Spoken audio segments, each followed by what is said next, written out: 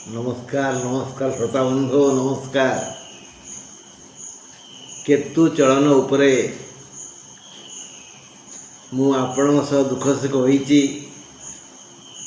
April ठीक मन पड़नी एप्रिल 10 रु एप्रिल 27 मध्य मु केतु चलन उपरे आपण सह दुख सुख होईची।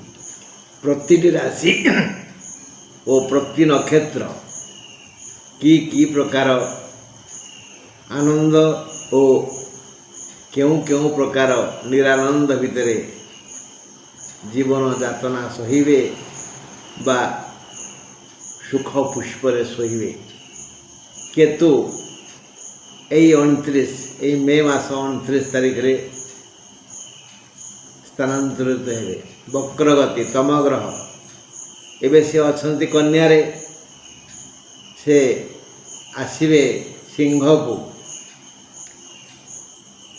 से दिन राहु चलन हम ए विषय आम काली दुख होइचे।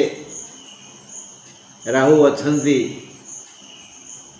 मीन रे से आसीबे कुंभ को आउ केतु अछंती कन्या रे से आसीबे सिंह को। जो कन्या रे से अछंती से कन्या यही चलन रे शेष राशि कन्या गणवा। कन्या पर मेष वृष मिथुन करोड़ सिंह कन्या। सिंह कन्या सिंह पर कन्या आसुची। कर्कट पर सिंह आसुची। कर्कट गणले कर्कट सिंह 2 कन्या गणिगले कर्कट कन्या तुला बिछा सिंह है 12। तेणु कन्या राशिर द्वादश केतु कर्कट राशिर द्वितीय केतु सिंह राशिर जन्म केतु। हेले एई केतु चलन उपरे आलोचना करिबा पूर्वर टिके आमे आम नजर आम जन्म जातक उपरे पकाइबा। केतु बड़ उपकारी ग्रह। से कार के खेती करती भारी उपकारी। जो घरे थांती से घर मंगल कामना करती। से घर जा कि मिलबार थाए ता दे दियंती। अन्य पक्षरे राहु हेले मनुआ ग्रह। से बुझीथिले राजा बुझिले पाचिला धान रे मई। राजा बुझिले छपर फाड़ी देई। राजा ये हला राहु केतु। तेणु केतुंकर मित्र ग्रह हेले किए किए जहाँ राहुंकर शत्रु बोले मंगल बृहस्पति चंद्र रवि ये तेणु यही मान घर सिंह कर्कट मेष मीन धनु बिछा यही घर मानकरे केतु थिले भल फल दियंती। जेहेतु से तम ग्रह पाप ग्रह मंगल रवि शनि राहु परी से जेहेतु पाप ग्रह तम ग्रह वक्र ग्रह से जातक तृतीय षष्ठ दशम बा एकादश रहिले शुभ फल दे। तेणु आमे देखिबा आम जातक केतु केउठी अछंती। जदि यही बंधु घरे बा यही मूल्यवान घरे थिबे तृतीय षष्ठ दशम एकादश रे ताहले से अवश्य कल्याण करिवे। तेणु से स्थिति ये गति या नहीं आम विचार करिबा। हेले ये जो चलन यही चलन रे केतु निर्दिष्ट केतक नक्षत्र को संपूर्ण कल्याण करिवे और निर्दिष्ट केतक नक्षत्र को अनेबेनी आड़ आखिरे भी अनेबेनी। 21, 22, 23, 24, 25, 26, 27, 1, 2, 3, 4, 5, 21, 22, 23, 24, 25, 26, 27 ଆଉ 1, 2, 3, 4, 5 यही 12टी राशि को से कल्याण करेंगे। एमानंकु से प्रबल धन देवे, अभाव दूर करेंगे। बाकी जे रहीगले 6, 7, 8, 9, 10, 11, 12, 13, 14, 15, 16, 17, 18, 19, 20 6, 7, 8, 9, 10, 11, 12, 13, 14, 15, 16, 17, 18, 19, 20 यही नक्षत्र यही 15 नक्षत्र को से आड़ आखिरे अनेबेनी आंकर हानि करेंगे। मान हानि, धन हानि, स्वास्थ्य हानि, बंधु हानि आउ पैसा पत्र सब छड़े नहीं जीवे, हजिजीव, चोरी हो, अभाव पड़े, रोग व्याधि हम इत्यादि इत्यादि इत्यादि। जमती 12 कन्या, एक कन्या राशि अधीन अच्छा किए किए 12, 13, 14 नक्षत्र उत्तर फाल्गुनी, हस्ता और चित्रा। तेणु कन्या राशि अधीनस्थ थिबारु यही 12, 13, 14 नक्षत्र बड़ असुविधार सम्मुखीन हेबे, समस्या तक छाड़बनी।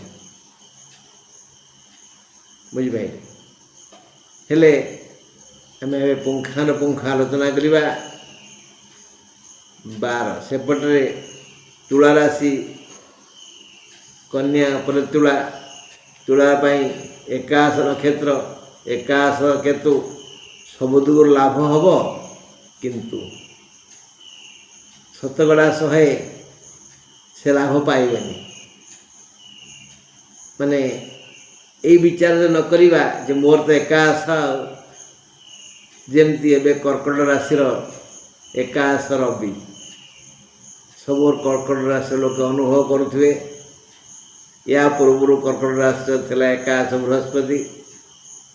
सेतेबेले मु कहिथिली, कहीं मत प्रश्न करथिले, आज्ञा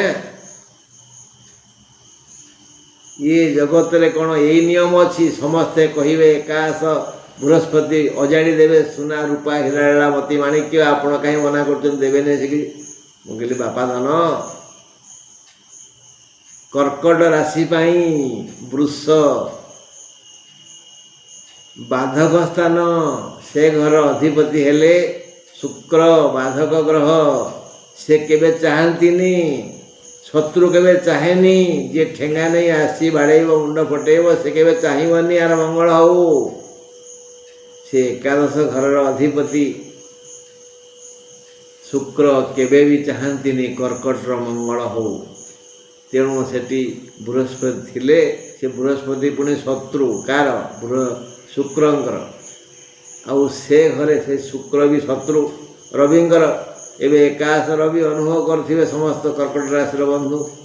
तेणु 11 हेले सब ग्रह भल फल देवे ये शुक्र गोटे ग्रह सी 11 हेले दुख दे था। जातक जिते उच्चरे थिले भी शुक्र गोचर 21 हेले से पीरियडटा दुखमय होता है। तेणु केबे भी आनंदित हेबेनी, काठू शुणी खुशी हेबेनी। 21 सर्वे ग्रहा शुभदा हवन्तु। आम समाज रे गोटे प्रथा प्रचलित अच्छी अपुच्छा तिथि, विजया दशमी, अक्षय तृतीया, श्रीकुंडिचा। यही तिथि आम क्या बुझे पचारे मन इच्छा जाता भल कम कर नाई बंधु नाई नाई नाई से भूल करें। ये तिथि समस्त शुभ नुह। तेणु भावी चिंती काम करवा, नहले दुखे पड़ा। कहीं पिठरे पड़े, कहीं सहायबेनी। हाँ देखा केतु चलन उपरे आपण मानक अवगति निमंते एप्रिल 15 रु 27 मध्य पुंखानुपुंख भाव प्रति राशिर प्रति नक्षत्र उपरे कही आलोचना करिछि। ଆପଣ ବି ସହମତି ଜଣାଇଛନ୍ତି। ମାତ୍ର କିଛି ଶ୍ରୋତାଙ୍କ ଅନୁରୋଧ ହେତୁ ଆଜି ପୁନଃ କହୁଛି ଯେ କେତୁ ଚଳନ 29/5/25 ହେବ। ସେ କନ୍ୟା ରାଶିରୁ ସିଂହ ରାଶିକୁ ବକ୍ରଗତି କରିବେ। ଏ ଚଳନରେ ଗ୍ରହ କେତୁ 15ଟି ନକ୍ଷତ୍ରକୁ ଦଣ୍ଡିତ କରିବେ। ସେମାନେ ଯଥା 6, 7, 8, 9, 10, 11, 12, 13, 14, 15, 16, 17, 18, 19, 20 ଓ 12ଟି ନକ୍ଷତ୍ରକୁ ସେ କଲ୍ୟାଣ କରିବେ, ପୁରସ୍କୃତ କରିବେ, ବହୁତ ଦେବେ। ସେମାନେ ହେଲେ 21, 22, 23, 24, 25, 26, 27, 1, 2, 3, 4, 5 ନକ୍ଷତ୍ର। ଏ ବିଷୟରେ ତ ଟିକେ ଆଗରୁ କହିଥିଲି। ଯେଣୁ କେତୁ ସିଂହକୁ ଯିବେ, ତେଣୁ ସିଂହର ଜନ୍ମ କେତୁ, ସିଂହର ଅଧୀନ 10, 11, 12 ନକ୍ଷତ୍ର। ଏହି ନକ୍ଷତ୍ର ତ୍ରୟଙ୍କର ହାନି ହେବ, ସବୁ ଦିଗରୁ ହାନି ହେବ। ବନ୍ଧୁହାନି, ସ୍ୱାସ୍ଥ୍ୟହାନି, ଧନହାନି, ସମ୍ମାନ ହାନି ଇତ୍ୟାଦି ହାନି ହେବ। ଏହି ନକ୍ଷତ୍ର ତ୍ରୟ ସବୁ ପ୍ରକାର ହାନି ସହିବେ। କିନ୍ତୁ ଶୁଭ କଥା ଏହା ଯେ କେତୁ ଶୁଭ ଚନ୍ଦ୍ରରେ ଯାତ୍ରା କରିଥିବାରୁ, ଏହି ନକ୍ଷତ୍ର ତ୍ରୟ ସିଂହ ଅଧୀନରେ ଥିବାରୁ 60 ଶୁଭ ଫଳ ପାଇବେ। ଗଣନା ଦୀପକ ହେଲା କି ନାହିଁ? ଜନ୍ମ କେତୁ ଶୁଭ ଫଳ ଦିଅନ୍ତି ନାହିଁ। ତେଣୁ ସିଂହ ରାଶିର 10, 11, 12 ନକ୍ଷତ୍ର ଶୁଭ ଫଳ ପାଇବା କଥା ନୁହଁ। ଚନ୍ଦ୍ର ଯେହେତୁ କେତୁ ଯେହେତୁ ଶୁଭ ଚନ୍ଦ୍ରରେ ବିଜେ ହେଇଛନ୍ତି, ତେଣୁ ତାଙ୍କର ଶୁଭ ଦୃଷ୍ଟି ପଡ଼ିଛି ଏଇ 10, 11, 12 ନକ୍ଷତ୍ରକୁ। ତେଣୁ ସେମାନେ 60 ଶୁଭ ଫଳ ପାଇବେ। ଯେତିକି ହାନି ହେବା କଥା 40% ହାନି ହେବ, 60% ରକ୍ଷା ପାଇଯିବ। ମାନେ ସେତେ ହାନି ହେବନି, କେତୁ ସେତେ ହାନି କରିବେନି।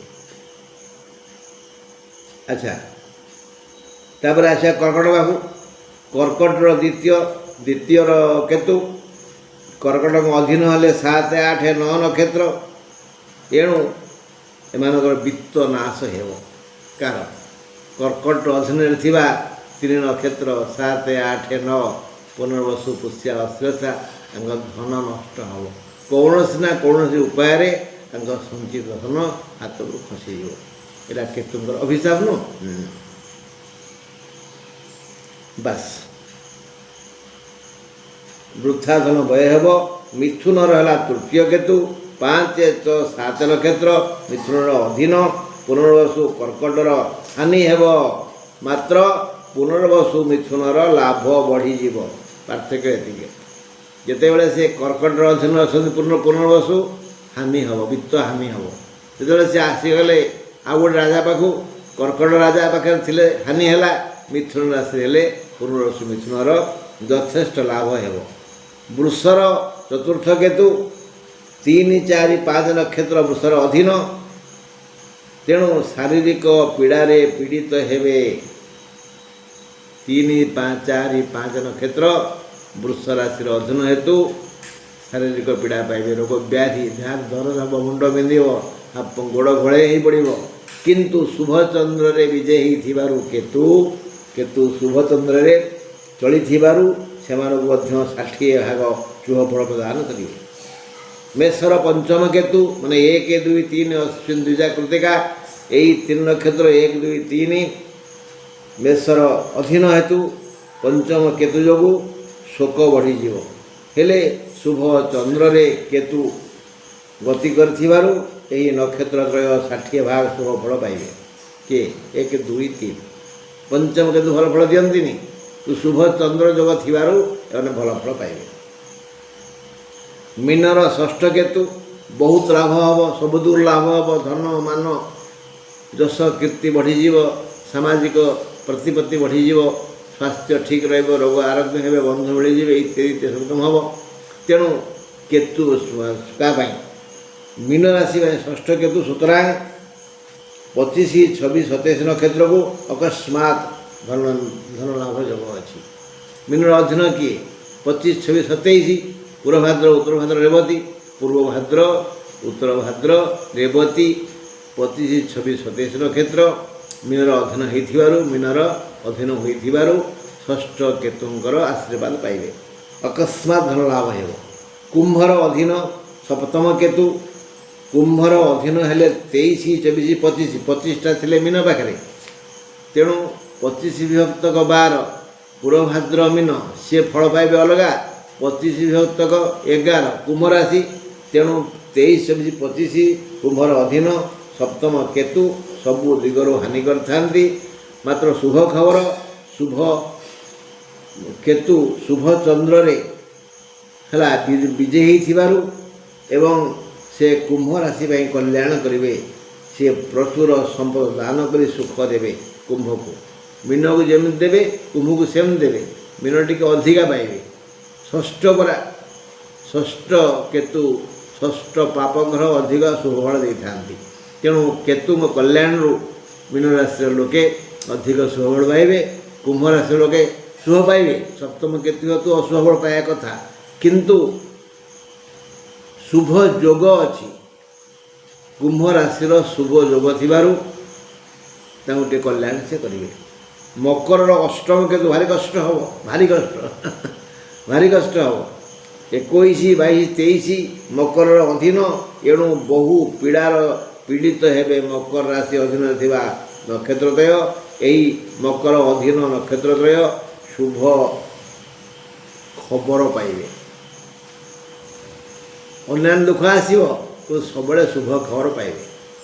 गोटे उदाहरण दूसरी मोर मकर राशि मोर 22 नक्षत्र मु शुभ खबर पाइबी परीक्षा देती मैट्रिक परीक्षा देती फर्स्ट क्लास फास्ट शुभ खबर यही खबर शुणिक मुझे घर आपा कहवाई झुटिली पढ़ली मुंड फाटीगला शुभ खबर पाइबा हाँ इत्यादि इत्यादि। नवम केतु है केतु त्रयंकु यही मकर अधीन हेतु नक्षत्र त्रय शुभ खबर पाइबे। 21 22 नक्षत्र त्रयंकु बहु धन दे सबु चिंता दूर करेंगे केतु मकर राशि अंदर नक्षत्र 21 22 23 नक्षत्र तेणु यही 3 नक्षत्र को बहुत धन मिल जमती मिल क्या मीन को सेमती नुह अजाड़ी देवे देवे। धनु राशिर नवम केतु 19 20 21 नक्षत्र त्रय धनुर अधीन एणु यही नक्षत्र त्रय अभाव पड़ी कष्ट भोगे। उत्तराषाढ़ा मकर धन लाभ करिवो मात्र उत्तराषाढ़ा धनु अभाव पड़ो 21 विभक्तक 10 माने उत्तराषाढ़ा मकर भल फल पाइब 21 विभक्तक 9 धनुराशि अधीन हेतु दुख भोग। बिछार दशम केतु सबु दिगरु लाभ हेब 16 17 18 नक्षत्र बिछार अधीन हेतु सब प्रकार सुख फल पाइबे। किए बिछा अधीन अच्छा 16 17 18 नक्षत्र तेणु केतु कल्याण करेंगे। मात्र यही नक्षत्र त्रय जदि हाथे मापी चाखंडे न चलती हाथ को धन आसो हाँ विश्वास कर माठिया माठियाए पांडे पड़े आइली हेले मु कौन जानती जे माठिया फुटी घर पहुँचला को माठिया अथा अरे भाई ये पानी मिली देला तेल होता महू होता क्षीर होता यही भली बा हाथ खसीज धन मु मोर उदाहरण दूसरी गोटे जगार मत निमंत्रण कले आज्ञा आपड़ टिके आसतु गणेश पूजा करदे मुझे कहले आ कौन पुरोहित ना मत बसैब नहीं कि आज्ञा आज्ञा आज्ञा हेले प्रसाद नेउरा हेले मु गली पिला माने आसिले ना देखापी खड़ी छुआपाई भल कथा दक्षिणा देले प्रति पिला 10 टका देला मत बढ़े देले गोटे पंजाबी पिंधि मुझे पैकेट रखुए जो स्कूल पूजा होता से स्कूल सबू शिक्षक मो चारिपटे बसीगले आस्ते आस्ते पैकेट जो 10 टका पकाऊ थाए तो नहीं फोन रखता कम सरला मत से विदा आज्ञा पूजा सरला आप जापार सैला राति सारा अनिद्रा जिते मुठिया ही पहली पैकेट पैसा नहीं मुझे जड़े शिक्षक से शिक्षक मुझे अनैली हसिली मुझे धन्य धन्य ତମମାନେ ଏଇ ପିଲାଙ୍କୁ ଗଢ଼ିବ, ଏଇଭଳି ଗଢ଼ିବ ନା। ହଁ ହଁ ହଁ ମୁଁ ଏବେ ଆସୁଛି, ଆପଣମାନେ ବି ଆସିବେ। ଆପଣମାନେ ଆସିଲା ବେଳକୁ ଯେତିକି ନେଇଗଲେ ବିପ୍ର ସମ୍ପତ୍ତି ସେସବୁ 6 ଗୁଣରେ ପଳେଇଯିବ। ଅପେକ୍ଷା କରନ୍ତୁ, କହିଲି ପଳେଇ ଆଇଲି, ତାଙ୍କର ଯାହା ହେଇଥିବ ବୁଝି ଜାଣନ୍ତୁ। ଆଉ ଏଇଭଳି ଭାବରେ ହାତରୁ ଖସିଯିବ, ସବୁ ଆସିବ କିନ୍ତୁ ପଳେଇବ, କିଛି ପ୍ୟାକେଟିକ ଆସିବନି। ସୁତରାଂ ବିଛା ରାଶି ଯଦି ହାତେ ମାପି ଚାଖେଣ୍ଡ ନ ଚାଲନ୍ତି ହାତରୁ ସବୁ ଚାଲିଯିବ। ଏଣୁ ସାବଧାନ। ତୁଳାର ଏକାଦଶ କେତୁ 14, 15, 16 ନକ୍ଷତ୍ର ତୁଳାର ଅଧୀନ। ଏଣୁ ଏମାନଙ୍କୁ ସବୁ ଦିଗରୁ ଲାଭ ନିଶ୍ଚୟ ହେବ। ମାତ୍ର ଦୁଃଖର କଥା 14କୁ ଭୟଙ୍କର ଯନ୍ତ୍ରଣା ହେବ।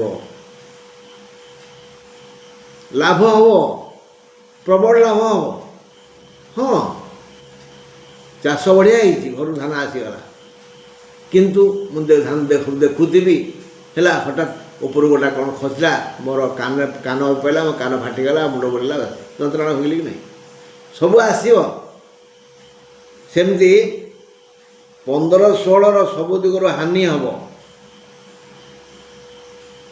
ସବୁ ଆସିବ ପୁରା, ବନ୍ଧୁ ଆସିବେ, ଶୋଧିବେ। ହାନି ହେଲା। କେତେ ପରଶ୍ରୀକାତ ଲୋକ ଅଛନ୍ତି, ସେ ସହିପାରିବେନି ଆମର ଯଶ କୀର୍ତ୍ତି ଧନ ସମ୍ପତ୍ତି ଉଦୟକୁ ସହିପାରିବେନି। ମାନେ ଆମେ ଏଇ ଏକାଦଶ ଆଉ ଦଶମ କେତୁ ତରଫରୁ ବହୁତ ଲାଭ ମିଳୁଥିଲେ ବି କ୍ଷତି ବି ଯଥେଷ୍ଟ ହେବ। ତେଣୁ ଏ ସମୟରେ ଆମେ ଟିକେ ହନୁମାନ ଡାକିବା। ସଂକଟ କଟେ ମିଟଇ ସେ ପୀରା, ଯୋଶୁମିରେ ହନୁମତ ବଲବୀରା। ଆମେ ହନୁମତ ବଲବୀରା ଡାକିବା। ମହାବୀର संकट मोचन हनुमान की जय। बंधु आज एतिकी, नमस्कार।